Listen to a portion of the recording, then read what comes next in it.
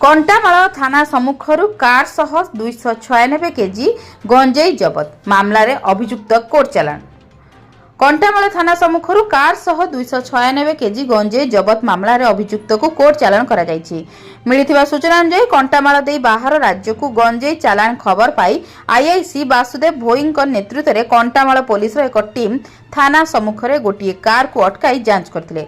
सेथिरे गंजेई मिलिथिला ओ magistrate को सामना रे ओजन करा जिबारु ताहा 296 केजी होइथिला।